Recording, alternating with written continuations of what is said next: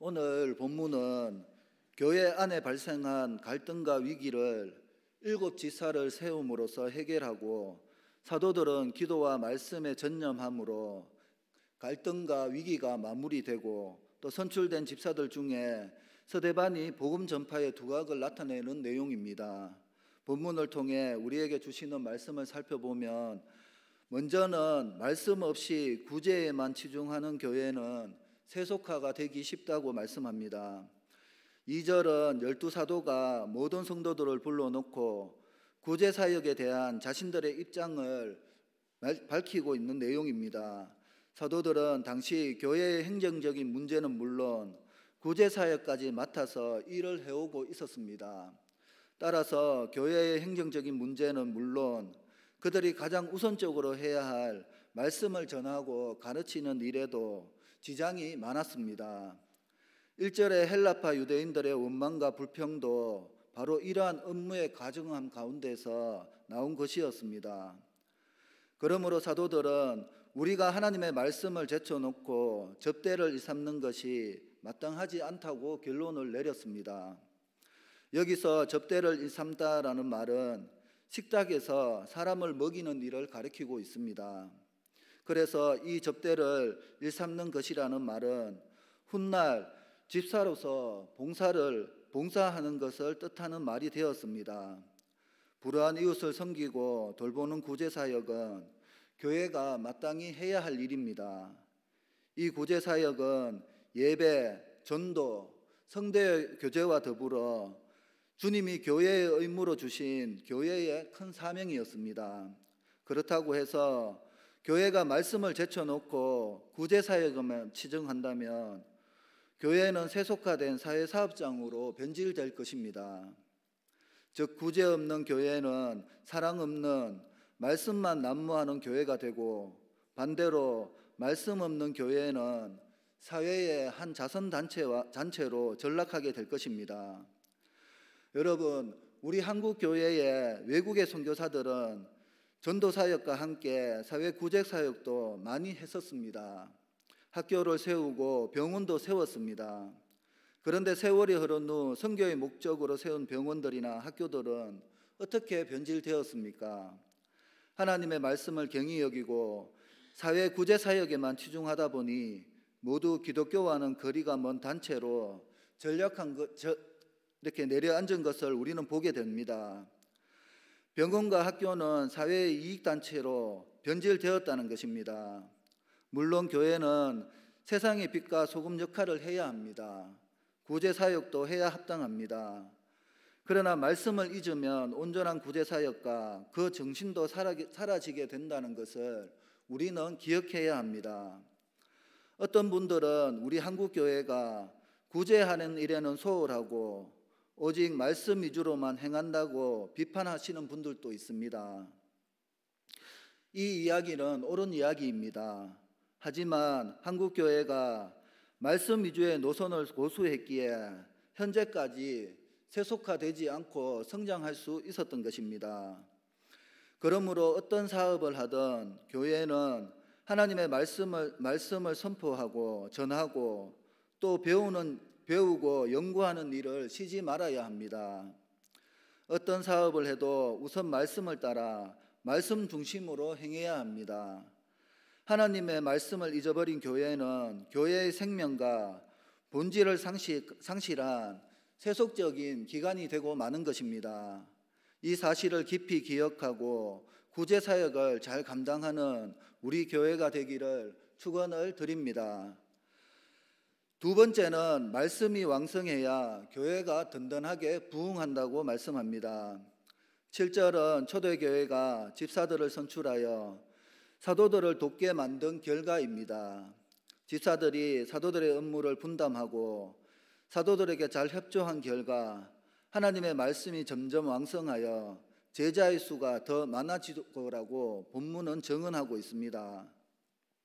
그리고 뒤에 사도행전 21장 20절에 보면 그들이 듣고 하나님께 영광을 돌리고 바울더러 이르되 형제여 그대도 보는 바에 유대인 중에 믿는 자가 수만 명이 있으니 다 율법의 열성을 가진 자라고 하였습니다. 이 말씀에 의하면 당시 예루살렘 교회는 유대인 성도들만 수만 명에 이르렀던 것으로 나타나고 있습니다. 이렇게 예루살렘 초대교회가 든든하게 부흥할 수 있었던 비결이 무엇입니까? 바로 집사들의 헌신 때문이었습니다. 집사들이 사도들로 하여금 말씀 전하는 일과 기도하는 일에 전념할 수 있도록 해주었기에 사도들이 하나님의 말씀을 더욱 연구하고 복음을 더 많이 전함으로 교회가 말씀 안에서 성장하게 된 것입니다. 목회자로 하여금 오직 말씀 전하는 일과 기도하는 일에 전념하도록 해야 교회가 든든하게 성장하게 됩니다.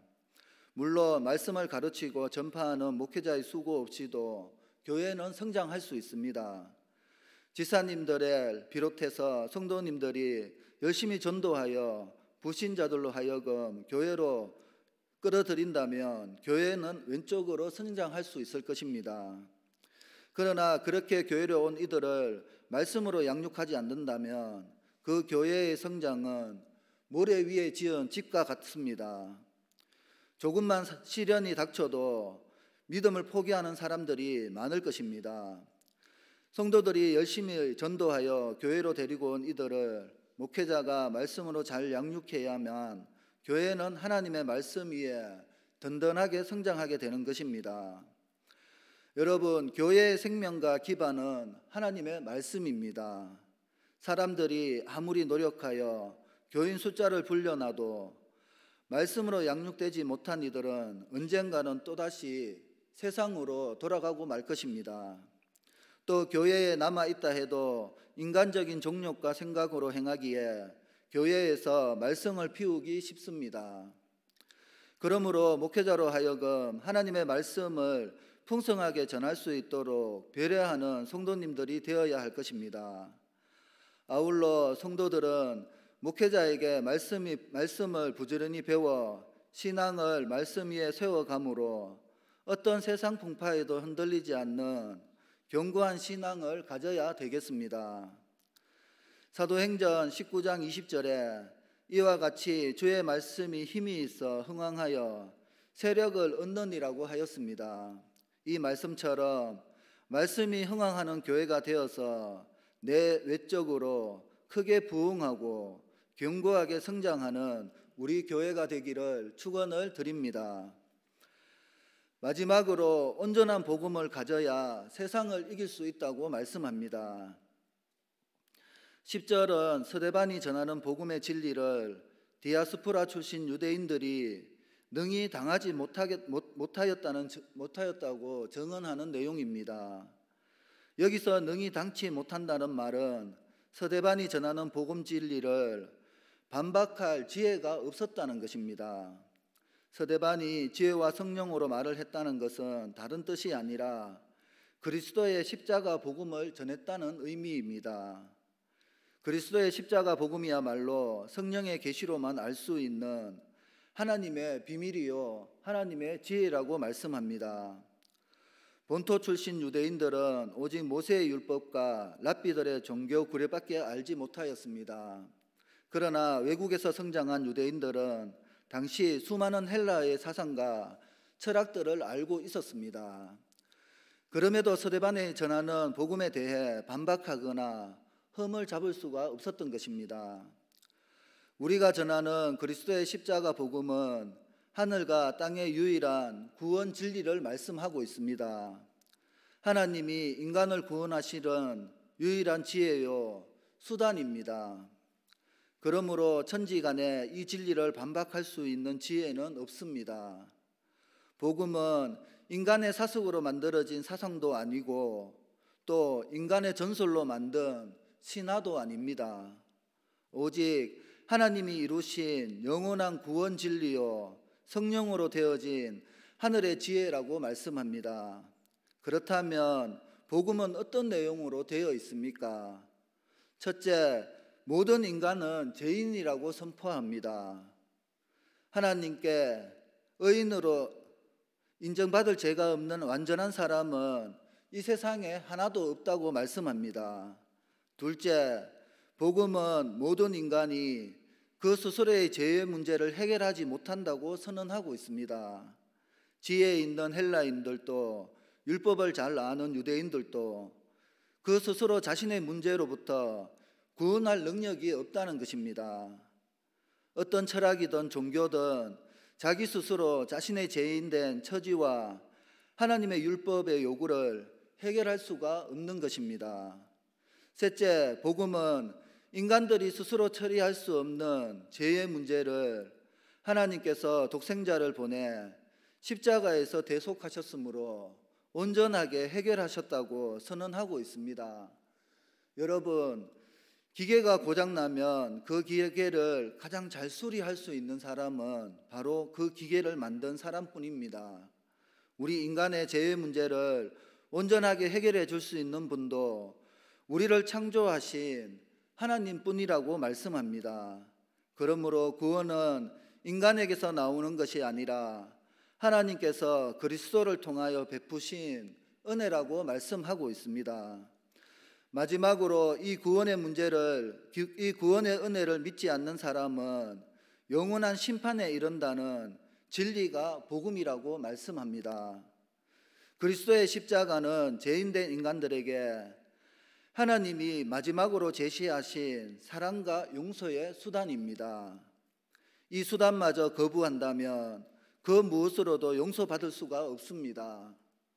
이와 같이 서대반 집사의 복음 전도 내용은 온 세계 각국에서 온 유대인들이 반박하거나 부인할 수가 없었습니다.